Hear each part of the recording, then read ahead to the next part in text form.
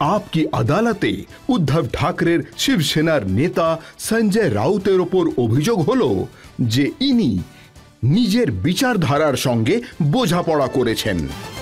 সঞ্জয় জি, আপনি বলেছিলেন যে আপনি বালা সাহেবের এক সৈনিক, বালা সাহেব ঠাকরে যা শিখিয়েছিলেন সেটাই ফলো করেন, কিন্তু একনাথ শিন্ডে বারবার বলেন যে আপনি বালা সাহেব ঠাকরের যে আইডিওলজি ছিল, হিন্দুত্ব নিয়ে যে বিচারধারা ছিল, তার থেকে আপনি সরে গিয়েছেন, সেই জন্য ওনাকে পার্টি বদলাতে হয়েছে। একনাথ শিন্ডে কি জানেন শিবসেনার আইডিওলজি কি? ওনাকে জিজ্ঞেস করবেন যখন দেখা হবে, ওনাকে জিজ্ঞেস করবেন। বালাসাহেব ঠাকরের আইডিওলজি আছে তো শিবসেনার কাছে? আমরা কবে হিন্দুত্ব ছাড়লাম ওনাকে জিজ্ঞাসা করুন, ঠিক আছে? একটা উদাহরণ দেখাক। উনি হলেন প্রথম ব্যক্তি, একনাথ শিন্ডে, যিনি চিৎকার করতে করতে সভাতে গিয়ে বলুক আমি বিজেপির সাথে থাকতে চাই না, অ্যালায়েন্স ভেঙে দিন, এই নিন আমার ইস্তফা। হবে না? কেন বারবার এই লোকটা এইসব কথা বলছিল বলুন আমায়।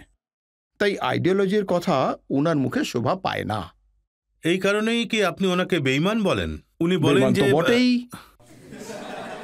অবশ্যই বেঈমান। বেঈমানকে বেঈমান বলবো না তো কি মহাপুরুষ? উনি বলেছেন যে আমি বেঈমান নই, আমি একজন বিপ্লবী। আমি বেঈমানি করিনি, আমি বিপ্লব করেছি। আমি বিশ্বাসঘাতকতা নয়, বিদ্রোহ করেছি। সাহস দরকার। বিপ্লবীদের মধ্যে একটা সাহসিকতা থাকে সত্যের মুখোমুখি হওয়ার। উনি জেল যেতে ভয় পেয়েছেন, তাই ওনাকে বিপ্লবী নয় বেঈমান বলা উচিত। উনি যে উদাহরণগুলো দিয়েছেন সেগুলো আপনাকে বলছি। উনি বলেছেন যে কিভাবে বালা সাহেব ঠাকরের বিচার বুদ্ধির সাথে কম্প্রোমাইজ করেছেন, কিভাবে হিন্দুত্বের সাথে বোঝাপড়া হয়েছে।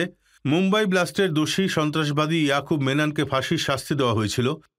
যে বিধায়ক সেই ফাঁসির বিরোধিতা করেছিলেন তাকে উদ্ধব সরকারে মিনিস্টার করে দেওয়া হয়েছিল। দেখুন, এটা একটা বলার মতো কথা। পার্লামেন্টে যে আক্রমণ হয়েছিল সেই অপরাধে আফজল গুরুকেও কিন্তু ফাঁসির শাস্তি দেওয়া হয়েছিল। এমন বহু মানুষ আছেন। তাকে স্বতন্ত্র সৈনিক বলার মতো মানুষ মেহবুবা মুফতি বিজেপির সঙ্গে শাসক দলে চলে এলো, সেই বিজেপির সাথে শিন্দে বসে রয়েছে। এটা কি খুব ভালো দেখায়? কোন বিপ্লবের কথা বলা হচ্ছে? বিপ্লব শব্দের অর্থ উনি আদৌ জানেন কি যে কি সেটা? ওনার কিসের আইডিওলজি? আমি এইটুকু বলেছি যে ভয় পেয়ে গেছেন আর পালিয়ে গেছেন, এটাই হলো ওনার আইডিওলজি। বারবার বলেন যে আমরা বালা সাহেব ঠাকরের চিন্তা ভাবনাকে এগিয়ে নিয়ে যাচ্ছি। বালা সাহেব ঠাকরে মানুষটাকেই উনি বোঝেননি। উনি যদি বালা সাহেব ঠাকরেকে বুঝতেন তাহলে এই বেইমানি করতেন না। দেখুন, উনি একটা উদাহরণ বারবার দেন যে বালা সাহেব ঠাকরে কখনোই চাননি যে কংগ্রেসের সাথে শিবসেনার বোঝাপড়া হোক। আর সত্যি বলতে বালা সাহেব তো এটা পাবলিকলিও বলেছিলেন। আপনি হয়তো জানেন তখনও হয়তো রাজনীতিতে শিন্দের জন্মই হয়নি। এটা এই সবে সবে হওয়া খেলা। কিছুদিন হলো ময়দানে নেমেছেন। হ্যাঁ, ওই সেই বলে না যে নতুন নতুন কোণের মতো উনি। আমাদের এখানে যখন বিয়ের কোণের গায়ে হলুদ মাখানো হয়, হলুদ দেওয়া হয়, হলুদ ধুয়ে যাবে। বিজেপি সে হলুদ ধুয়ে দেবে। কংগ্রেসের কথা যদি বলেন, কংগ্রেস পাকিস্তান বা আমেরিকা থেকে আসা পার্টি, তাহলে আমাদের মতভেদ আছে ওদের সাথে। কিন্তু ওনারা এটা জানেন না যে ইনি হলেন বালা সাহেব ঠাকরে, যিনি ইন্দিরা গান্ধীর সাথেও হাত মিলিয়েছেন। এমার্জেন্সিতে আমরা সাপোর্টও করেছিলাম, আর একটা সময় ব্যারিস্টার অ্যান্টনির সাথেও আমাদের সম্পর্ক ছিল। ঠিক আছে তো? আর কংগ্রেসকে সমর্থনের জন্য আমরা কোনোদিনও বিধানসভার ভোটে আমাদের কোনো প্রার্থীকে দাঁড় করাইনি। এটাই কিন্তু হলো ইতিহাস। কখনো কখনো সম্পর্কে চিড় ধরে, কখনো কখনো সম্পর্ক খারাপ হয়ে যায়। যে দেশকে ভাগ করার পেছনে কংগ্রেসের হাত রয়েছে আছে, বালা সাহেব বলেছেন। কিন্তু কখনো কখনো রাজনৈতিক পরিস্থিতি পাল্টে যায়, সেটাও ঠিক। এটাও এতটাই পাল্টেছে যে আপনি বলছেন ভারতকে জোড়া লাগাতে রাহুল গান্ধীর হাত রয়েছে। ভারতের কি জোড়া লেগে যাওয়া উচিত নয়? যদি এক যুবনেতা, সে কংগ্রেসেরই হোক বা অন্য কোনো দলের হোক, যুব নেতা যদি গোটা দেশে 4000 কিলোমিটার হাঁটে, আর ওনার সাথে একটা বিরাট দল, জনগণের ভিড় যদি পেছন পেছন যায়, আর কোনো রাজনৈতিক কথাবার্তা না হয়, তাই আমার মনে হয় এই দেশে একটা ভালো উদ্দীপনা, ঊর্জার সৃষ্টি হয়, প্রেরণার সৃষ্টি হয়েছে। রাহুল গান্ধী একটি নতুন শক্তিও পেয়েছেন। এতটা শক্তি পেয়েছেন যে উনি বীর সাভারকরকে ক্ষমাবীর বলেছেন। উনি বীর সাভারকরকে, যিনি হলেন শিবসেনার আইডল, আমরা সঙ্গে সঙ্গে তার ধিক্কার জানিয়েছি। নম্বর 1, আপনি যখন এই একনাথ শিন্দে বাবুর কথা বলছেন, তাহলে আমরা বারবার বিজেপিকে বলেছি যে বীর সাভারকরকে ভারতরত্ন দিন। 10 বছর ধরে এটা আমাদের দাবি। যখন উদ্ধব ঠাকরে মুখ্যমন্ত্রী ছিলেন, তখন আমাদের সরকারের তরফ থেকেও দিল্লিতে যাওয়া হয়েছিল, বীর সাভারকর হলেন আমাদের আইডল, ওনাকে ভারতরত্ন দেওয়া হোক। একনাথ শিন্দের মধ্যে কি এটা বলার সাহস আছে? বলুক, বলে দেখাক সাভারকর বাবু সম্পর্কে।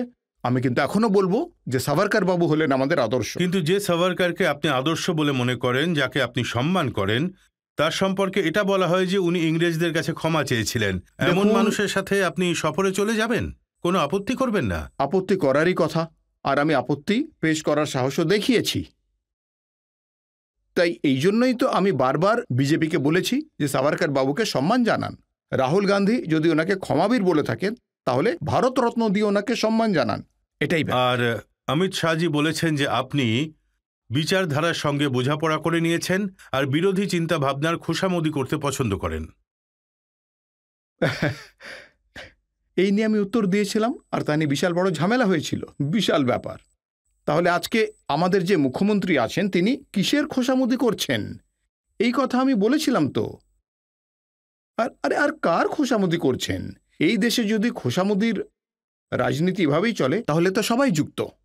দেখুন, আপনিও তো কম নয় না। আপনি কখনো ওনাকে বেঈমান বলেন, আপনি কখনো ওনাকে অমিত শাহ আর নরেন্দ্র মোদীর চামচা বলেন, কখনো চামচ তো চালের বলিনি, ঘুঁটি কিন্তু বলেন। হ্যাঁ সেটা তো বটেই। সেই জন্য তো পার্টি ভাঙতে আমাদের সাহায্য করেছিল, তাই না? 50 বছর আগে বালাসাহেব ঠাকরে এই পার্টিটি তৈরি করেছিলেন। বালাসাহেব ঠাকরের সময়ও বহু লোক পার্টি ছেড়ে চলে গেছেন, এটা সত্যি। বড় বড় লোকে চলে গেছেন, ছগন ভুজবল গেছেন, নারায়ণ রানে গেছেন, তার আগে গণেশ নায়ক গেছেন, আরও অনেক লোকে গেছেন। কেউ এটা কখনো বলেনি যে কাউকে গোটা পার্টিটা তার ঝোলায় ভরে দেওয়া হোক। এটা কিন্তু এখন চলছে। ওরা তো বলে যে বিজেপির সাথে আমরা সরকার গড়ে বিচারধারাকে সুগঠিত করে দিয়েছিলেন, যেটাকে উদ্ধব ঠাকরে আর সঞ্জয় রাউত ভুলভাল করেছিল। আমরা কিছু ভুলভাল করিনি। ভুলভাল কোথায় সেটা 2024-এ জনতা ওদের বলবে। আচ্ছা, আমাদের কিন্তু বিশ্বাস আছে। এখনই ভোট করান, এখনই ভোট ডিক্লেয়ার করুন, সেটা বিধানসভা হোক বা অন্য কোনো। মুম্বাই মহানগরপালিকা ভোট করাতে চাইছে না এরা। 1 বছর ধরে অপেক্ষা করছি আমরা। ভয় হচ্ছে যে ওদের লোকে হারিয়ে দেবে, এই ভয়টা ওদের মনে রয়েছে। আপনি যদি ওদের ভোটের চিহ্ন দেন বা নাম দেন, পার্টি তো ঠাকরে নাম দিয়েই চলে, তাই না? আপনার কি মনে হয় ঠাকরে পরিবারের যে বাকি লোকজনরা রয়েছে, এক তো হলো উদ্ধব ঠাকরের পরিবার, কিন্তু বালা সাহেবের যে দ্বিতীয় ছেলে রয়েছেন জয়দেব, ওনার ওয়াইফও আছেন, উনি সিন্ধের সাথে কেন চলে গেলেন? যেতে দিন, আমি পার্টির কথা বলছি, আমি পরিবারের কথা বলছি না। আমি পার্টির, এই তো আপনি পরিবারের কথা আমি বলছিলেন। পার্টি যে ঠাকরে পার্টির নেতৃত্ব করছে, আমি তার পরিবারের কথা বলছি। তাহলে সেই ঠাকরে ঠাকরে আর বাকি ঠাকরে হতেই ঠাকরে পারে, নয়? এরকম 50 জন ঠাকরে আছে। আসলে দেখুন, এই দেশে তারা তো তাহলে বালা সাহেবেরই সন্তান। দেখুন, এই দেশে হাজারো গান্ধী আছে, তাহলে কি সবাই মহাত্মা গান্ধী হয়ে গেছে নাকি? এই দেশে হয়তো লক্ষ্য মোদী আছে, সুশীল মোদীও তো আছে। হ্যাঁ, এখানেও মোদী আছে, আরো অনেক মোদী আছে। না না, উনি তো হলেন বালা সাহেব ঠাকরের ছেলে। হতে দিন না, ছেলে হয়েছে তো কি হয়েছে, ছেলে তো ছেলেই হয়, কিন্তু পার্টির সেনাপতি তো সেনাপতিই হয়, তাই না? না, আপনি বলছিলেন না যে ঠাকরে পরিবার এদের সাথে আছে। আমি আপনাকে বলছিলাম পরিবারের কিছু অংশ ওদের সাথে রাজ আছে। ঠাকরেও পার্টি বানিয়েছেন, সেটাও তো পরিবার ছিল। কোথায় গেল সেই পার্টি? এই লোকজন তাদের সাথেও গেছিল। রাজ ঠাকরেও একজন নেতা ছিলেন, আমাদের সঙ্গী ছিলেন, আমাদের বন্ধু ছিলেন, একটা বড় পার্টি বানানোর চেষ্টা করেছিলেন। সেই পার্টি কোথায় আপনি আমায় বলুন।